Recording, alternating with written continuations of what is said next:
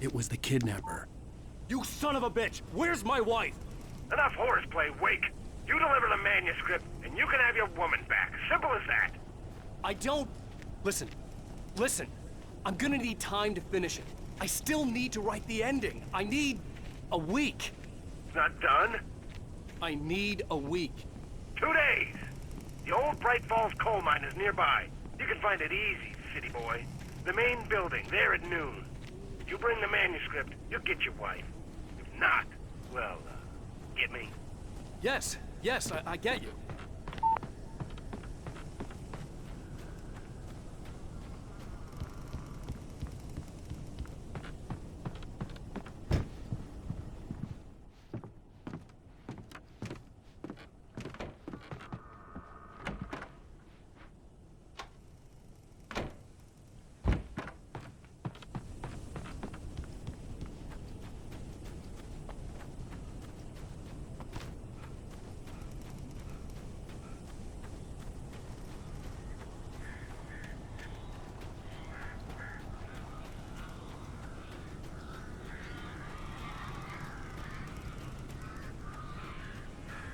Barry had talked about birds over the phone.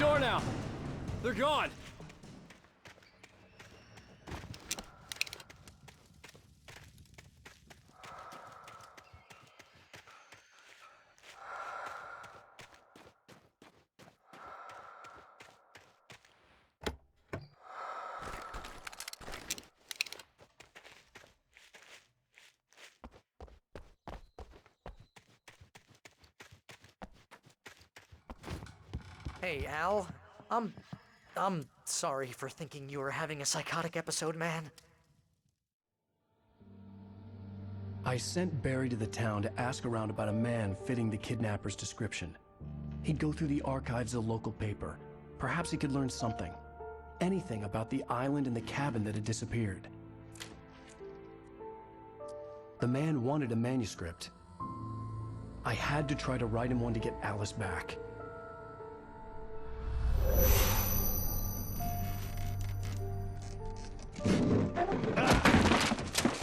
For me, the supernatural had always been nothing but a metaphor for the human psyche, a tool to use in writing fiction. Now, it was happening for real, and I couldn't put a single word on paper.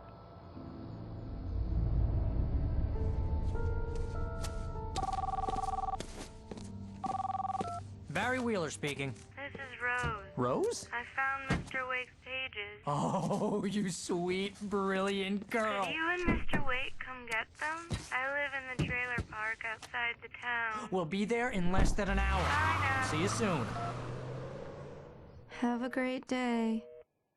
Hope you come back soon. Welcome to the old dear diner. Good girl.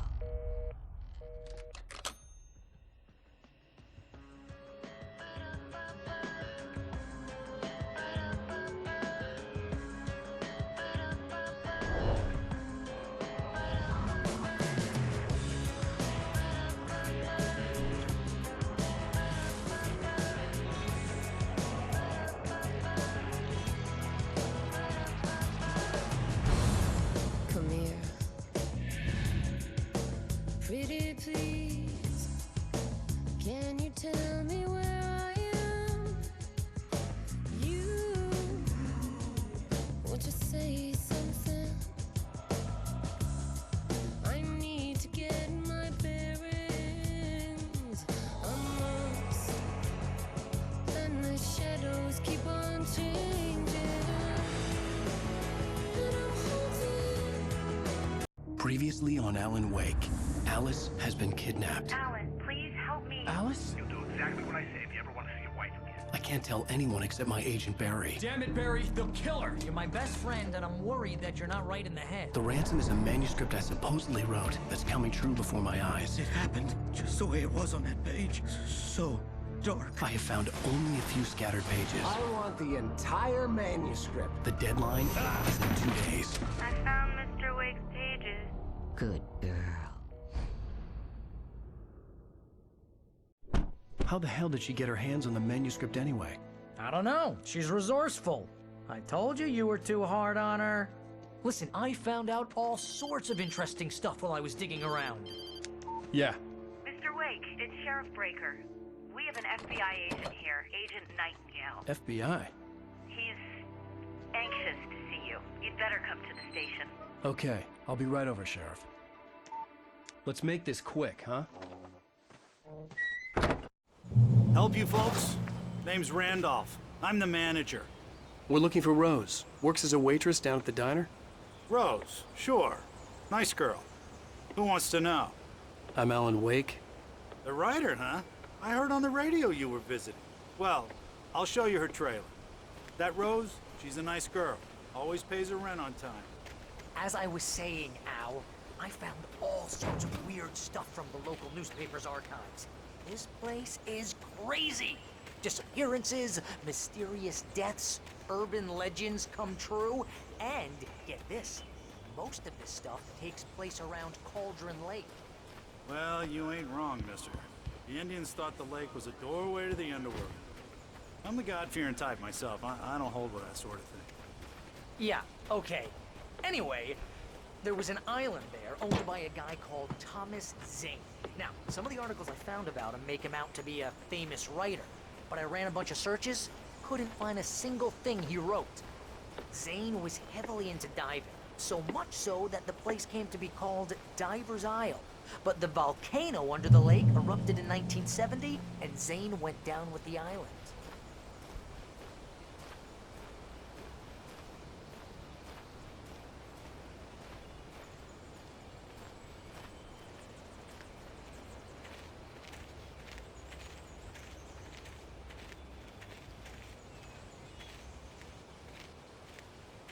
Yeah, how about that? It was there in the morning, as if it had fallen from the sky. But it would take a tornado to lift something like that. We're damn lucky it didn't crush any of the trailers.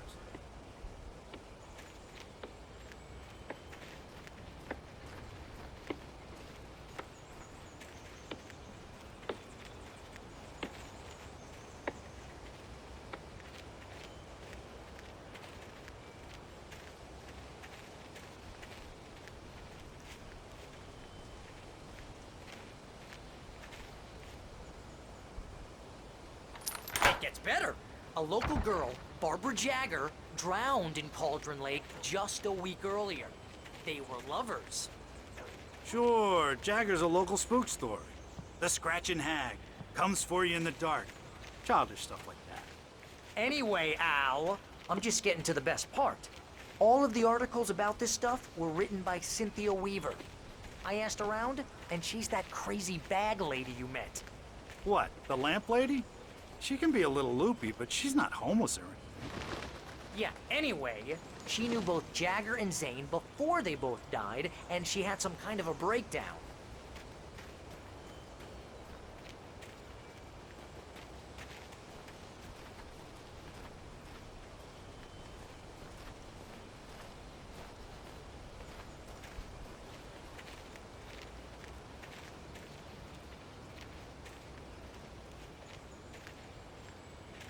Well, mister, this here's Rose's trailer.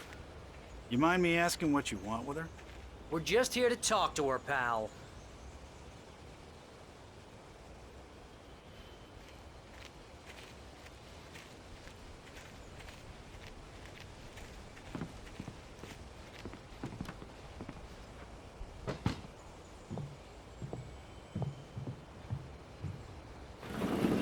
Welcome to... Oh dear. Mr. Wake. I'm so glad you're here. Rose, you have my manuscript? Oh. Oh yes. Yes. Please, come in. Hey, this is really good. Rose, Yes, my manuscript. I really need it. I understand. I know what you need. A muse to inspire you. Oh, for Barry. She doesn't have anything. Yeah, hey, Al? Al, what's... Oh... Barry! What? What?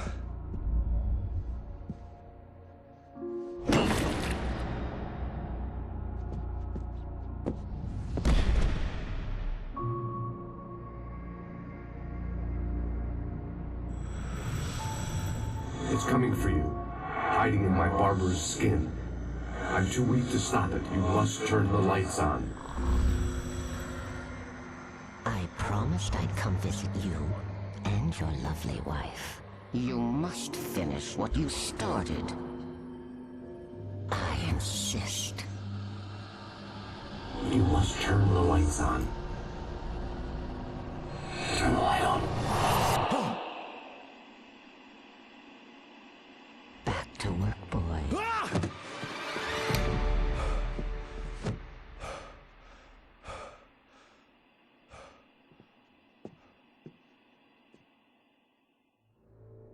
I felt nauseous, hungover. Only anger kept me going. I can't tell reality from dream anymore, but it seems I have an imaginary editor to help me. She's an old woman in a funeral dress. I call her Barbara Jagger. She's very strict. I'm writing faster and faster. My manuscript is being heavily revised. The edits are getting very aggressive, and each day there's less of me and more of her. I hate it, but I know she's right. She promises me I can save Alice this way. She knows more of this than I do. About the complex incantation I'm attempting. About this place. She's worked with another writer under similar circumstances, Thomas Zane. The genre of the story seems to be shifting. It's turning into a horror story. I'm getting close. I can feel it. Rose took a day from me. I had less than 12 hours left to meet the kidnapper. All I could do was get Barry into the car, work something out once I got on the road. Welcome to the Oh Dear Diner. What can I get you today? Coffee? I couldn't work up much hate for Rose. Something had used her to get to me and left its mark. First refill is free. Milk and sugar on the counter there. Would you like to hear today's specials? Thank you. A nice day. Come back soon. Barry was out of it. He was way too heavy to carry. You're right. I deserve more money. I'm so handsome.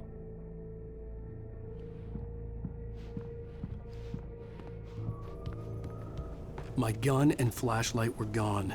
I'd have to find a way to get Barry into the car as quickly as possible. There was no time to waste. Mr. Randolph liked Rose. That little smile she had. How she was still sweet when life had tried so hard to make her bitter. It wasn't any of his business what she did in her trailer. But those strangers, the writer and his smart-ass sidekick, looked like trouble. And they'd been in there for hours, way past her normal bedtime. He reached for the phone and called the sheriff's station.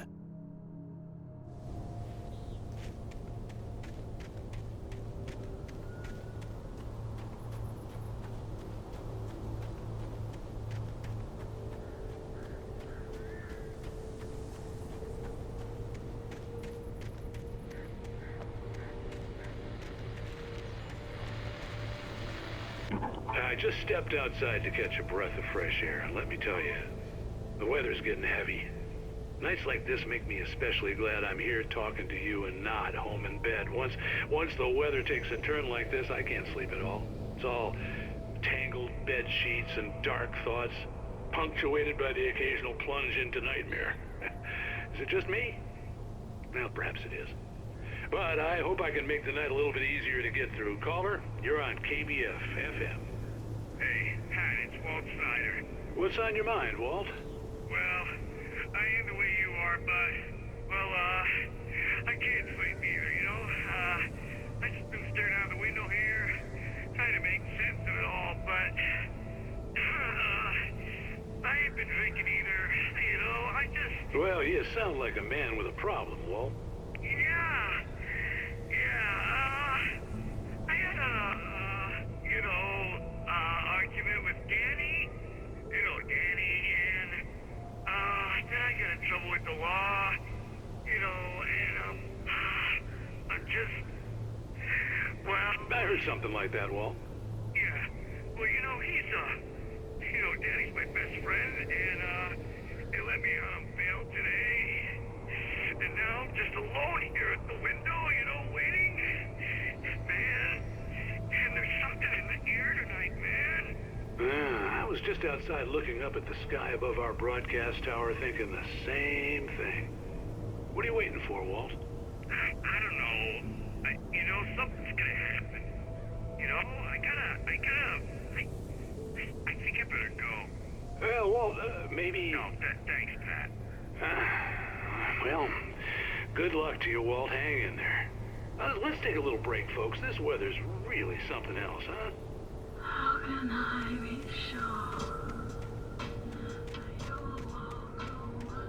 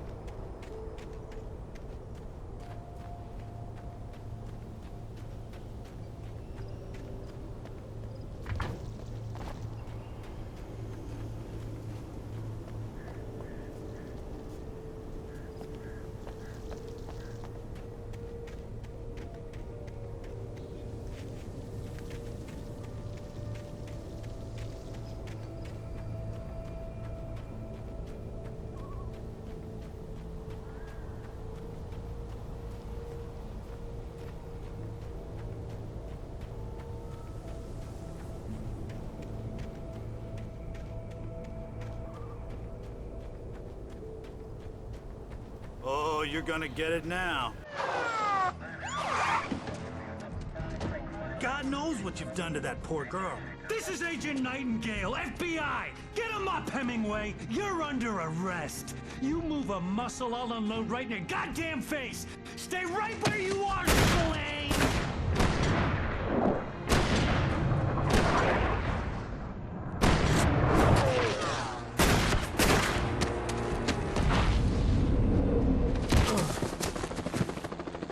What are? I'm standing right here, you goddamn maniac!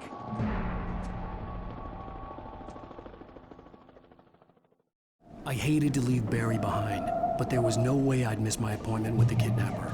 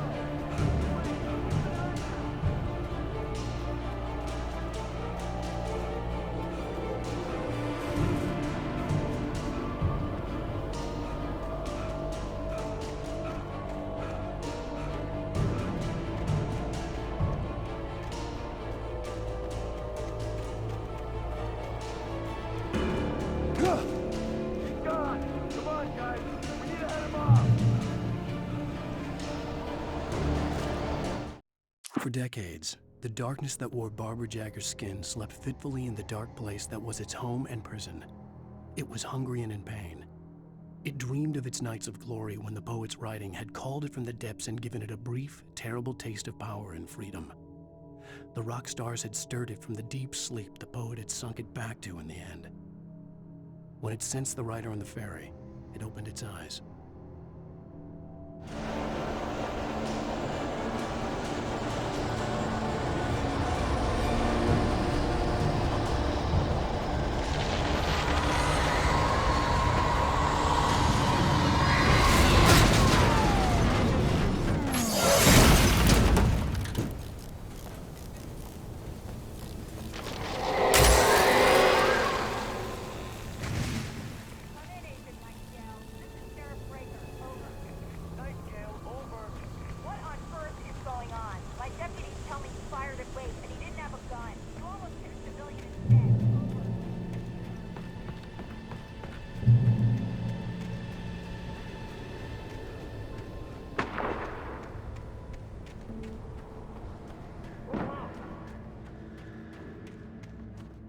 Search the area.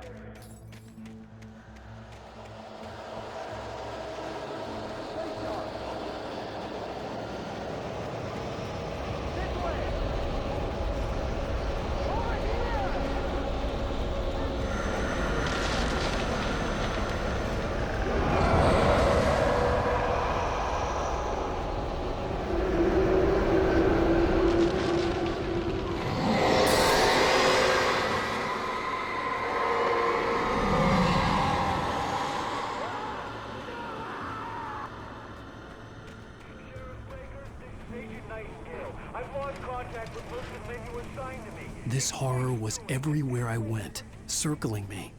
The cops didn't stand a chance. They were after a writer, not a monster. You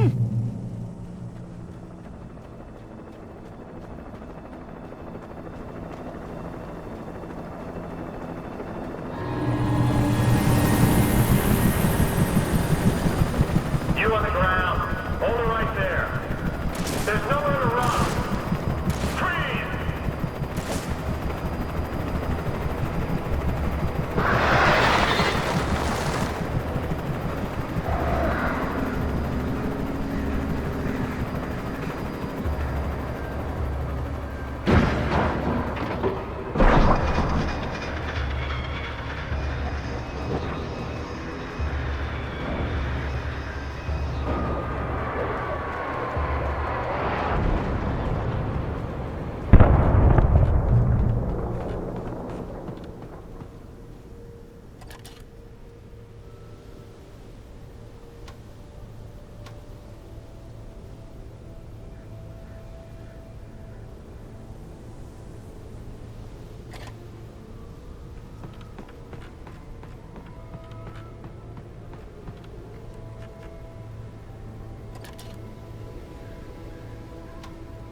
I could see the lights of the radio station in the distance.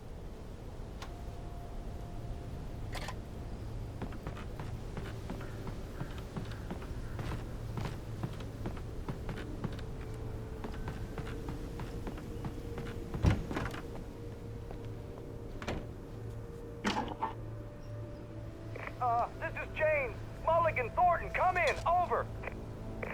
Thornton here. James, we got both Wheeler and Rose in custody. They didn't put up a fight or anything. Why, they were... Hey, Mulligan, what are you doing? Come on. Sit down and give me that. James, Mulligan here. Over. Go ahead, Mulligan. Over. We got Wheeler and Rose here. Wheeler's drunk or hopped up on something. Speaking of which, that Fed had a pretty distinctive whiff of Otis Scotch about him, if you know what I mean. Over. I don't have anything on that, Deputy Mulligan. Over. Well, whatever. Anyway, Rose is just being plain weird here. You better get Doc in to take a look at both. Over. Gotcha. You better get them here quickly. The, Fed's gonna want to interview Wheeler. Over. Oh, yeah, I'll bet he does. Looks like they have a lot in common. Mulligan out.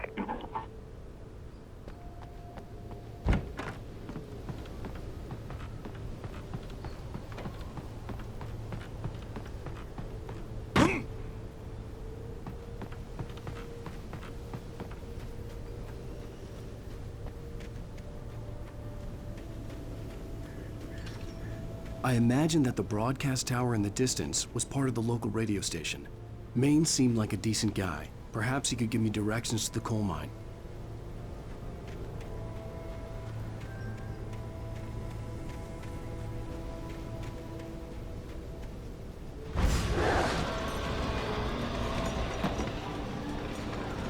Unnatural shadows clung to the gate. The darkness that was after me was trying to stop me.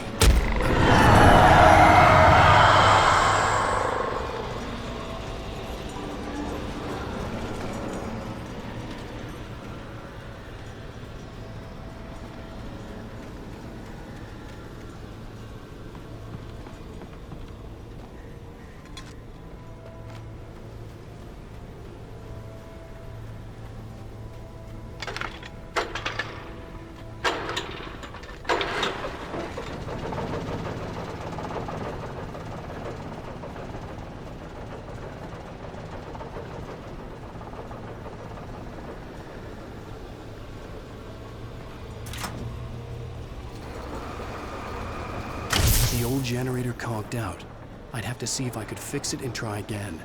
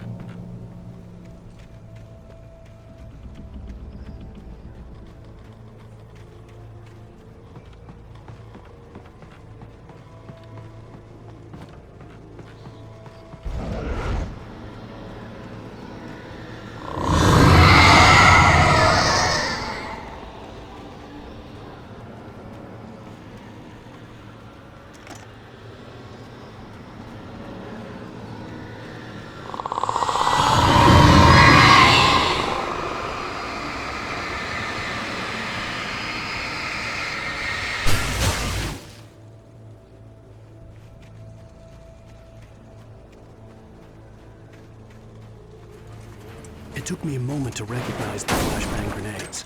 They were an ideal weapon for my situation. Team 1, come in. Over. Team 1, this is Sheriff Breaker. Report. Over. Team 2, come in. I need a report. Over. Come on, guys.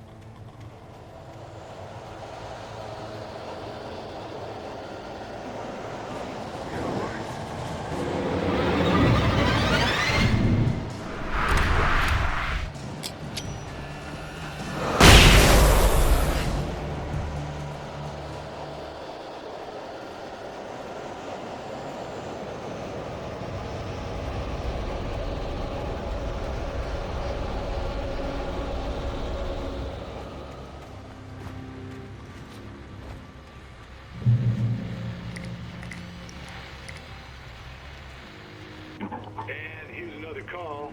You're on KBFFM with Pat Maine. It's Milt Peabody, Pat. What's on your mind, Milt? Well, I live near the trailer park, Pat, and there's a big ruckus going on over there. Well, that's just up the road from me, too. What's going on, do you know? I don't know, but there's a bunch of police cars there, lots of sirens, a helicopter buzzing around, and I think I heard some gunshots. Gunshots? Yes, sir, like from a pistol. So can you find out what's going on? Because it's just next door and they're popping off guns there. They're still shooting? No, it was maybe 10, 15 minutes ago. It sounds serious, Pat. I'm telling you, it don't sound like no party. I'm certainly going to give the station a call, Milt. Okay. You'll hear it here as soon as I hear from them. Okay, thanks.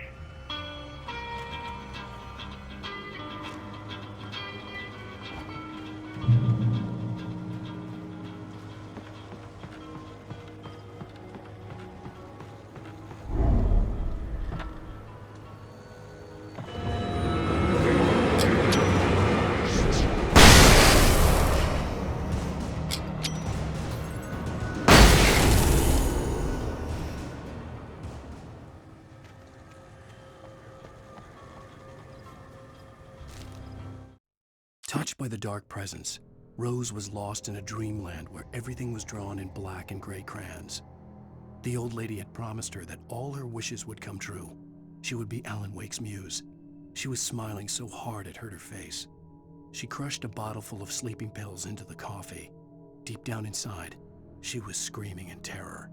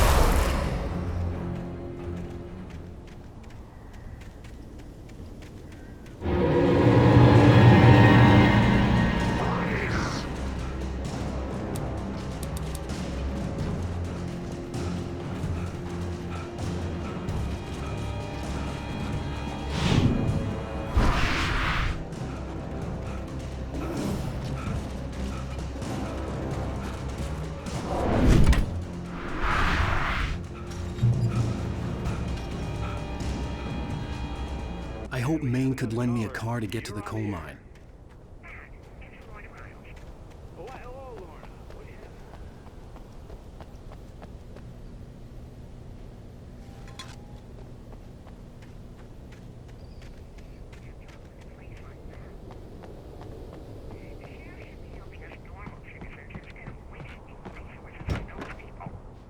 Well, let the guys sort themselves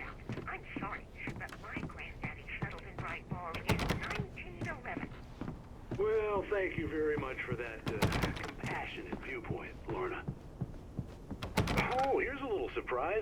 The famous writer Alan Wake just walked in. Folks, I'm going to see if I can talk him into an interview. Come on in, Mr. Wake.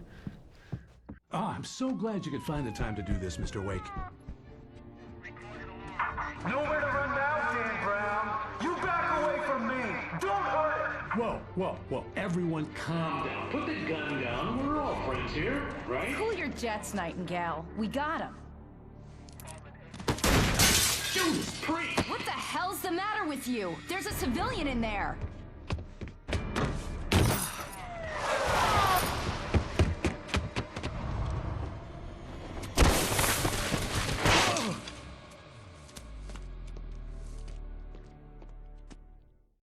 I'll get you yet, even if it kills me. You hear me? You hear me, H.P. Lovecraft? I had fallen off so many cliffs it was ridiculous. That's what you get for naming a book The Sudden Stop. It was probably good I hadn't had the chance to tell Maine where I was going. I'd have to lose the cops and find my own way to the mine. Nightingale stared through the broken studio window into the dark woods. He turned around, started to walk out, but Maine grabbed his arm. "Young man, you almost shot me. You don't shoot off rounds at people like that. What's the matter with you?" Nightingale shook his arm free, marched out. His cheeks burned with rage and humiliation.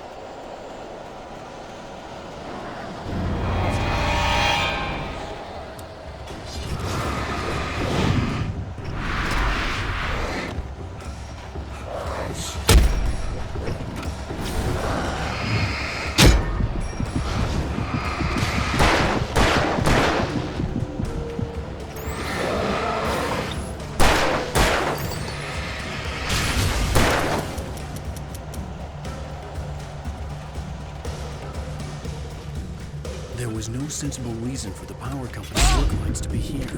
It was almost as if they'd been left for someone like me to use.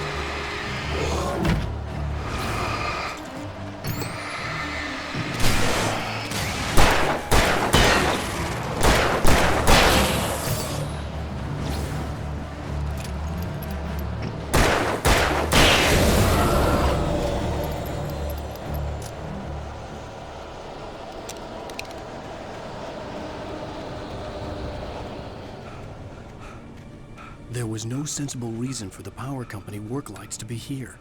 It was almost as if they'd been left for someone like me to use.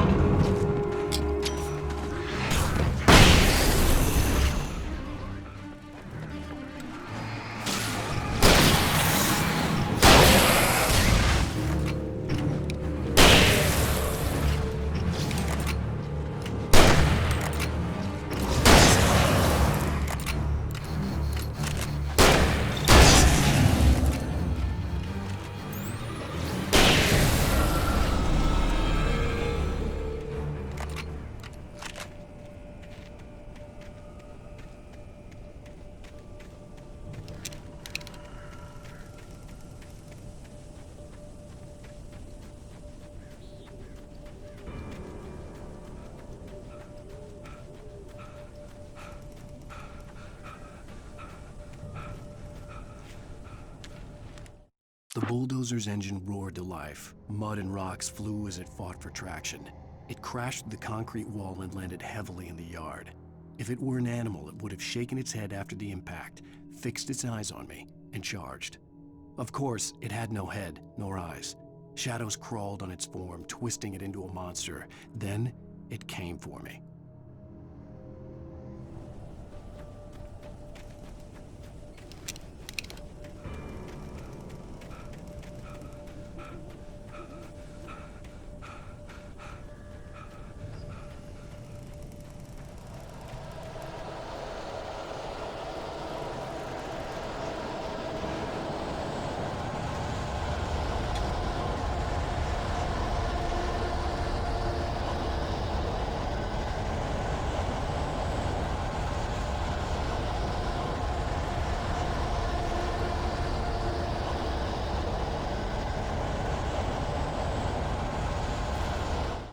Sarah trusted her gut, and her gut said Agent Nightingale was an asshole.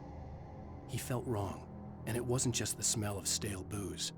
It was in the way he flashed his badge, pulled rank, the look in his eyes when he wanted answers. Where was Alan Wake? What was this about an accident? Where was his wife? And most importantly, why did she let Wake go? He wouldn't answer her questions. Federal business was all he'd say.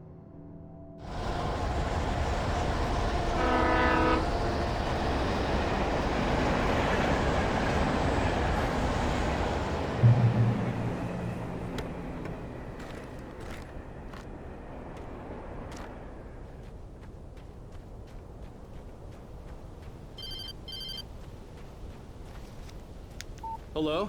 The most stubborn man I've ever met. Alice? Alice?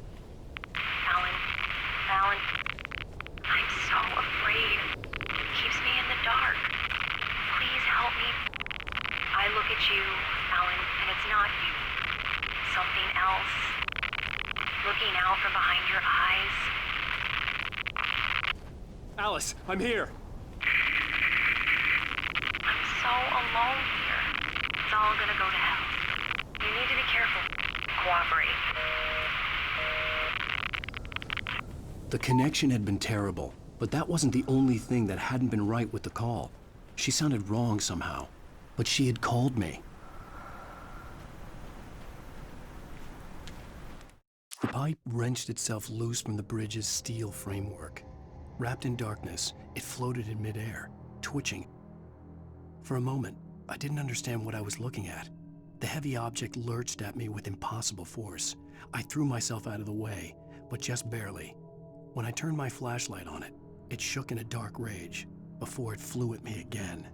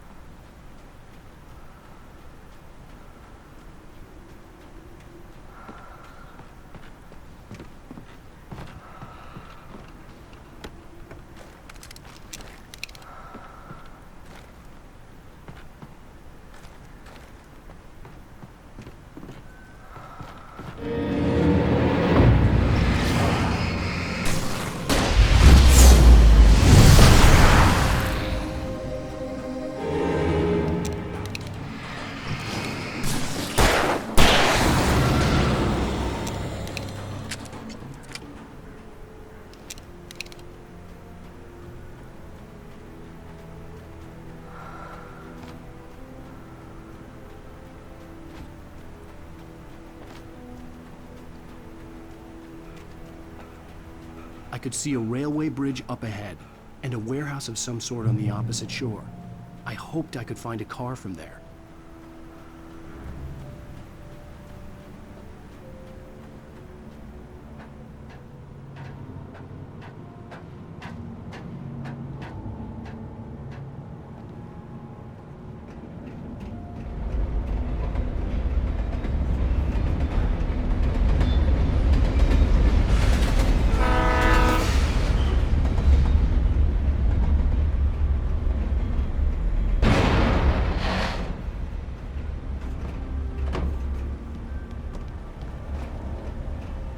The darkness that was pursuing me was growing stronger, and it was taking over everything in its path.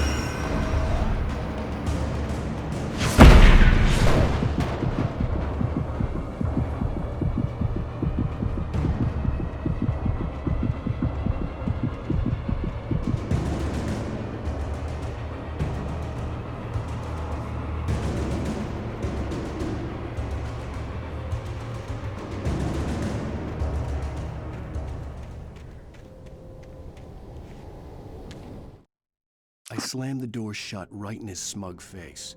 He pleaded for me to open the door. True to form, the asshole actually thought I would obey. I had no sympathy left, no guilt either, not for him. I took a moment to savor the scream. I bet I had a smile on my face. It was all that I had time for. The dark presence was inside the lodge with me.